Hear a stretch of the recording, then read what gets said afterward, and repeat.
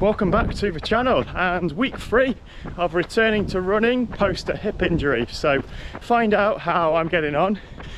Just now I've got back to running, how the physio exercises are going, and whether I can still make that start line at Ashby 20 in about a week and a half now.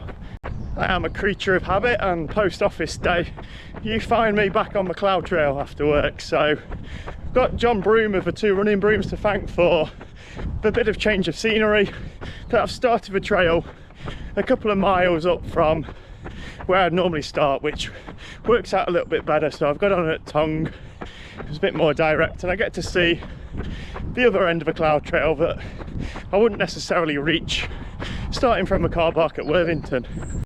I'll start with the most important update really, and that's how my hip is feeling. That's a priority for me, and it's pretty good. So I don't feel that getting back to running has aggravated it any worse than it was before, which is a good sign. I've been 2.5 to 3 weeks into those physio exercises now, so that's built up to an 8 exercise routine now, which is probably taking me about 30 minutes daily to do. So it's a little bit of a chore at the moment, but I really have just got to be patient, and patience is the name of the game. But I've just got to trust that this is going to work.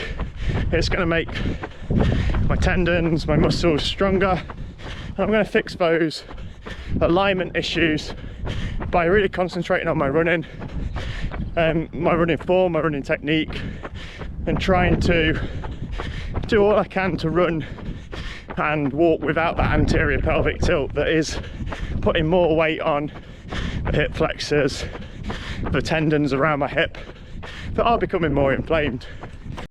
In terms of activity, this has been an increase from the previous week. So I did 33 miles on my first week back, with a longest run of just over 9 miles. So last week was 40 miles with a longest run of somewhere in the region between 13 and 14 miles, with around 10 miles before watching behind pit 1.5, and then around 3 miles to 4 miles jogging back from that to the car. So it's been a slight progression. I'm obviously got one eye with Ashby in mind, that I want to really test out whether I'm ready for that.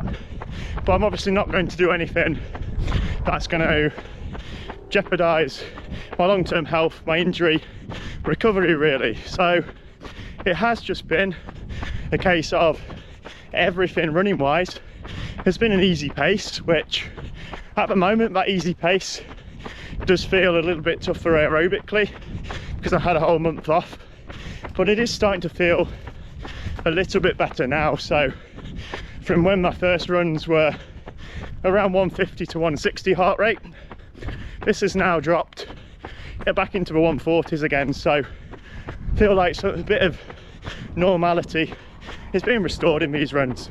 Cross training is also a big part of my week still. So with only running sort of up to 40 minutes at a time on my weekday runs, I've been trying to keep the cross training up to replicate what training load I'll probably have when I come back to a bit more mileage and getting back into sessions with the running. So I think this balance is working really well.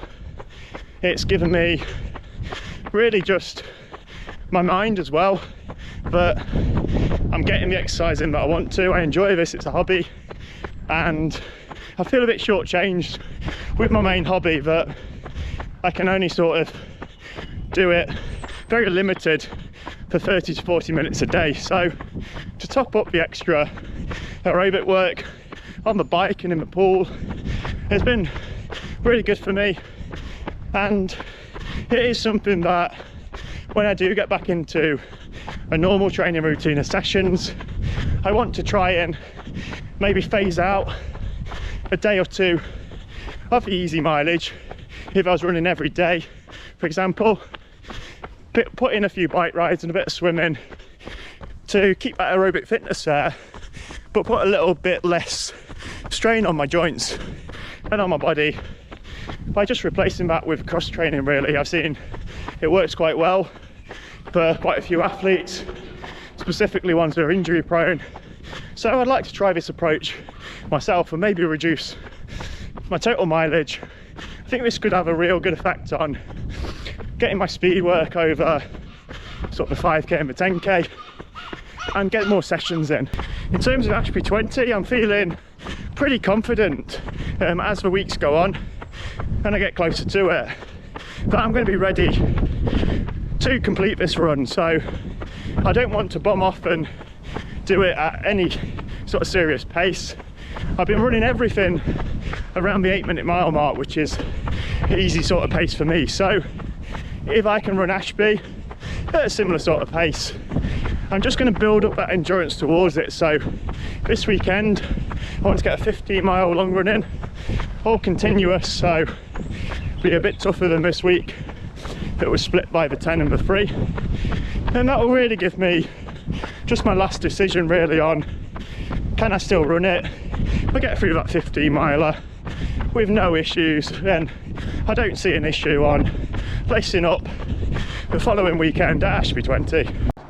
Sunday was an absolutely glorious morning for running. The sun was out, it wasn't too warm either, it's about 10 degrees, and got 14 miles in around Stratton and Ralston with Andy, so he's also training for Ashby 20, so we feel like we'll probably be a similar pace, so we can work together within the race to get round.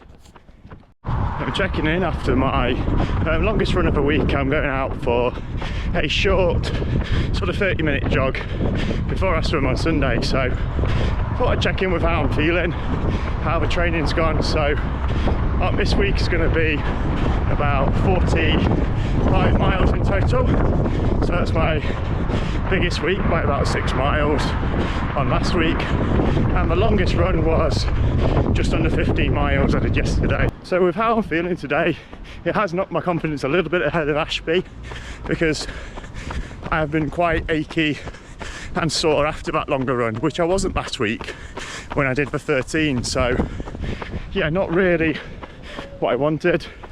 I wanted to be going in with a lot of confidence, but if you'd have asked me sort of midweek this week, I'd be really confident to jog around Ashby at that easy run pace and confident that I wouldn't have any niggles. So it is just going to have to be a case of wait and see.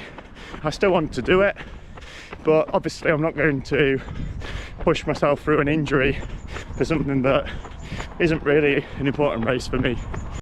And that's it for week 3 of the comeback to running, and on the whole it's fairly positive. Just got those doubts going into Ashby, so check in next week, see how Ashby goes and see how I'm getting on with my return to running.